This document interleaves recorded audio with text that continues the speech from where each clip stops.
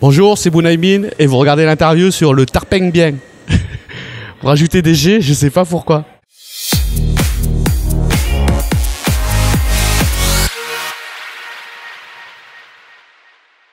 Salut les amis, salut à tous. Je suis aujourd'hui avec Bunaimin aka le chinois marrant. Un chinois marrant. Un chinois marrant. Je suis pas le seul chinois marrant. Tu n'es pas le seul, c'est oui, pour ça. Oui, ouais, exactement. Alors Bunaimin, tu es en concert, tu es en spectacle. Pas de souci, je sais très bien que tu confonds avec l'autre chinois qui est venu hier. C'est ça, l'autre chinois qui est venu hier. Bunaimin, tu es en spectacle ce soir au Silo. Au Silo, oui. Et ton spectacle s'appelle le chinois marrant. Non, chinois marrant, c'est ça. Chinois marrant, exactement. Alors, tu as explosé avec le Jamel Comedy Club, c'était en 2014. Alors, il faut pas dire que j'explose avec des Arabes dans cette période-là de l'année, mais j'avoue que c'était peut-être une mauvaise formulation. Non, exactement. Le grand public m'a connu grâce à cette exposition. Qu'est-ce que tu as retenu finalement de cette expérience avec Jamel et avec les artistes du Jamel Comedy Club? Bah déjà, j'ai pu jouer dans des grandes salles. Ouais. Tu vois, là, je reviens au Silo. J'y ai joué l'année dernière avec la troupe. Ouais. J'y avais joué il y a 4 ans avec aussi la troupe. Donc aujourd'hui, y revenir tout seul, je sais appréhender des salles comme ça, en fait. Pour parler un petit peu de ton parcours, tu étais informaticien avant, c'est ça? Et tu as démissionné pour te lancer dans la comédie? J'ai même pas démissionné. T'as même pas démissionné? Un jour, je suis parti. Je suis ça. resté 2 semaines, 2 semaines et demie, quoi. T'avais ça en toi, la comédie, tu savais que c'était ça? C'est depuis que je suis ado, j'ai envie de monter sur scène, mais la pression sociale, les parents, les trucs économiques, tu te dis c'est pas possible, quoi. Et donc j'ai fait les études j'ai travaillé et j'ai vu que voilà, c'était pas pour moi, et mon désir, ma vraie voix, elle s'est réveillée et j'ai fait nique sa mère. Trace. Je suis content de voir que je joue en Suisse. Il y a pas beaucoup d'Algériens et je suis cool. Vraiment, on n'est pas bien sans eux. On est mieux, hein. Parce que moi j'habite dans le 18e et c'était relou. Les gens qui viennent me voir, tu sais, qui me reconnaissent, ils sont teubés. Mais avec une teub majuscule, tu vois. Le genre de gars, ils viennent me voir, tu sais, ils ont les yeux pas d'accord, on dirait le PS. Ils viennent me voir et ils me font « Eh, wesh, le bridé. Calme Watt sur les Algériens, hein. On a battu le Malawi. Vous étiez où pendant la Coupe du Monde, les Nouachi ?» Il a fini sa phrase, il y a une bibliothèque dans le monde qui a brûlé. Tu fais pas mal d'humour, on va dire, communautaire en utilisant les clichés sur les Chinois, entre autres. Ouais. T'as eu envie de parler des clichés que t'avais toi-même entendus toute ta vie, c'est ça? Peut-être pas toute ma vie, mais c'est vrai que dans ma jeunesse, on m'a toujours posé des questions, à me demander pourquoi est-ce que j'ai les yeux bridés, est-ce que je mange du chien, vous êtes tous jaunes, est-ce que vous marchez à l'envers? Et quand t'es enfant ou ado, tu sais, t'as pas de réponse. J'ai juste voulu utiliser ces clichés-là de la communauté pour faire un miroir de la bêtise qu'on peut ressentir à chaque fois, quoi. À chaque fois qu'on nous ressort ça, on fait... T'as même pas envie de répondre, en fait. J'imagine que t'as trouvé un peu avec la troupe du Jamel Comedy Club des camarades avec qui exprimer ça, parce qu'il y a un petit peu toutes les communautés qui sont représentées au Jamel Comedy Club. Bah, toutes les communautés, il y avait plus d'Arabes et de Noirs. Ouais. Il manque beaucoup les Indiens. Il y avait pas beaucoup de Blancs. Tu étais toujours en minorité finalement. Oui, mais je pense que c'est l'histoire de la vie, en fait. C'est que des Asiates, on est la majorité invisible. Ouais, la majorité dans le monde et souvent la minorité.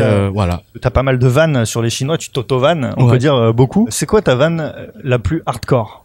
La plus hardcore? Ouais. Je sais pas ce que ça veut dire hardcore, en fait, parce que les gens ont l'impression que des fois je vais loin, je suis trash, mais la vie est comme ça, en fait. La vie est dure et les mots que l'on utilise sont durs. Mais je me dis peut-être la plus limite, tu vois, peut-être celle où tu te dis celle-là, est-ce que ça va passer? Peut-être celle-là qui fait toujours des ouais. C'est quand je dis la différence entre une cigarette électronique et une clope normale. Quand tu essaies d'arrêter, c'est comme quand t'es pédophile et qu'on te file un nain. Ça y ressemble, mais ça n'a pas le même goût, en fait. Ou il y a peut-être celle de je suis hétéro et je suis pas gay. Moi, je suis des tubs juste pour le goût. Parce qu'on s'est jamais demandé ça. Hein. Est-ce qu'il y a peut-être juste des gens qui sont accros au goût que ça peut avoir? C'est possible, ouais, comme un chewing-gum ou comme un chewing-gum. Est-ce que toi, à titre personnel, il y a des vannes qu'on t'a faites qui t'ont blessé déjà? Il y a peut-être une fois où j'ai été blessé. Ça a été quand Je pense que ça a été aussi un des déclics de pourquoi j'ai commencé à écrire et parler. Ça a été en cours d'histoire, en première, quand on étudiait la Première Guerre mondiale, et que la prof d'histoire nous dit oui, dans les tranchées, il y avait tellement pas à manger que ils étaient obligés de manger des rats, comme dans la famille de Boone. Ah ouais. Et que j'ai fait bon, tu vois. Ouais, surtout quand ça vient d'un prof. Quand ça vient d'un prof. Mais heureusement, toute la classe a fait, vous avez pas le droit de dire ça, etc. et tout. Puis elle a fait, mais si, c'est vrai. Regarde, Boone, vous mangez des rats. Elle fait ça. Et je fais oui, mais parce que nous, on les cuisine bien. Voilà. Et puis vous aussi, vous en mangez dans les nems. Nique ta mère. Et c'est là, en fait, que quand j'ai entendu tous les rires, que j'ai fait, bon, ben, ok. Voilà. Ouais, t'avais déjà le sens de la répartie quand même à l'époque. J'avais la sens de la répartie, mais dans la tête. Ouais. C'est-à-dire que, tu sais, tu peux avoir la meilleure réponse possible ou avoir les meilleures idées. Mais tant que ça sort pas, tant que tu les fais pas, ça sert à rien, en fait. Il y a plein de gens qui sont talentueux. Il y a plein de gens qui peuvent faire des trucs, mais qui osent pas. Est-ce que tu explores un petit peu d'autres univers finalement, que c'est un peu tous ces clichés qui nous font rire et tout ça, mais dans ton spectacle, est-ce que on découvre un petit peu d'autres mondes? Tu sais, dans la mesure où je suis abstentionniste, pour moi, monter sur scène, c'est faire de la politique, en fait. C'est-à-dire montrer aux gens qu'on peut vivre ensemble. Parce que c'est ça, politique. C'est comment apprendre à vivre ensemble dans la cité, en fait. Et donc, j'essaie d'aborder dans mon spectacle cette volonté que j'ai d'améliorer le vivre ensemble. Et c'est pour ça que je fais du rire ensemble, en fait. Ok. Je veux qu'on rigole tous ensemble. Et pas deux. Pas des gens, mais avec les gens. Avec tous ceux qui ont payé. Parce que ceux qui sont invités, rigolez chez vous. Ici, on est à Marseille. Est-ce que t'as des clichés, finalement, sur les Marseillais? T'en connais un peu? Alors, j'ai pas de clichés sur les Marseillais. J'ai juste des photos. Parce que vraiment, même le train pour partir, il était en retard là de Paris pour arriver ici. Les embouteillages, on me dit oui, on est vendredi, Marseille c'est un bouchon, mais non, la ville est un bouchon. C'est un bouchon constant, vraiment. Bison futé ici, il est devenu bête.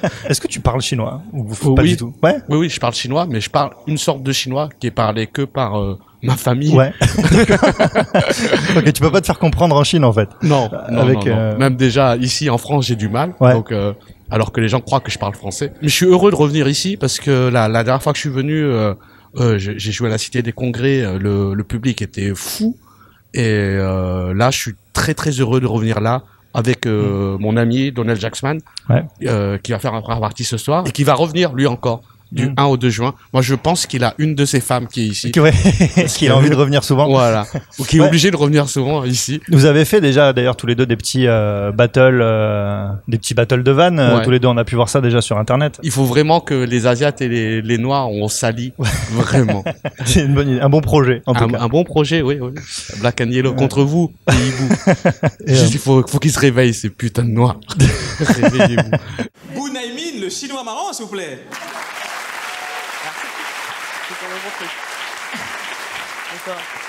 A.K.A. le Jean-Vincent Placé de l'humour. Il n'est pas chinois, c'est un coréen. Ah, chinois, coréen, c'est la même pour nous, on comprend rien, sérieux. Et arrête de te plaindre, de toute façon, Boune. Ouais, les Noirs, ils se plaignent jamais. Ils se plaignent jamais, t'as vu? 400 ans d'esclavage, ils ont rien dit. Soirée Kwassa, soirée Zouk, Banania, Japon. La seule fois où j'ai vu un Renoir se plaindre, c'était parce qu'il y avait une grève au café de Châtelet-Léane. Attends, photo. C'est quoi votre problème avec le poulet? Tu sais, nous, on s'appelle le tarpin bien. Le tarpin bien? Ouais, tarpin bien. Est-ce que tu sais ce que ça veut dire? T'as une idée? Pas du tout. Alors, tarpin, c'est le huc? Le cul? Non, pas du tout. Tarpin bien, en fait, non, tarpin, c'est juste un adverbe. Tarpin bien, ça veut dire très bien.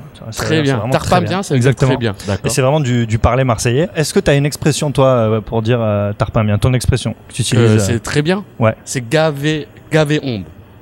Alors, gavé, ça c'est très bordelais, ça. C'est très bordelais parce que je suis de Bordeaux. Et ombe, c'est bon en verlan, mais que personne ne comprend. Gavé ombe. C'est comme quand je parle chinois. Quand je parle verlan, il y a que moi qui me comprend. Et tu pourrais me le dire en chinois, du coup? Tarpin bien? Ça veut dire quoi déjà? Ça veut dire très bien. Ah, ça veut dire gavé bon. Je voulais dire gavé ombe. Ouais, pardon, ça veut dire gavé ombe. Gavé ombe. Eh ben, c'est tellement pas ça. Vraiment. J'ai lu ce qu'il y avait écrit derrière. Et que je n'arrive pas à lire. C'est ce que j'allais dire. J'allais dire peut-être que là tu nous as tous insultés, mais on comprendra jamais. Merci beaucoup. Ben, merci à toi, Mathias. bonne, Merci à toi, Marine, de tenir ça. Et Ouais. puis, ben, j'espère qu'on se reverra le 1er et 2 juin. Bah, pour écoute, donner ce sera avec plaisir. Merci à toi en tout cas d'avoir fait cette petite interview avec nous. C'est une donc petite interview, c'est une belle rencontre. oui, c'est une belle très, très rencontre, c'est vrai. Voilà. 1er et 2 juin, du coup, tu seras là avec Donald Jacksman Je serai là, mais en Wi-Fi. en Wi-Fi. Événement. Ok, Voilà. ça va. Bon bah écoute, on te retrouvera donc en Wi-Fi. Bah, merci à tous d'avoir suivi cette interview et on se retrouve très bientôt pour une C'était prochaine interview. bien. Salut, Tarpin. Tarpin bien. Tarpin, pas Tarpin. Eh, c'est mon accent chinois.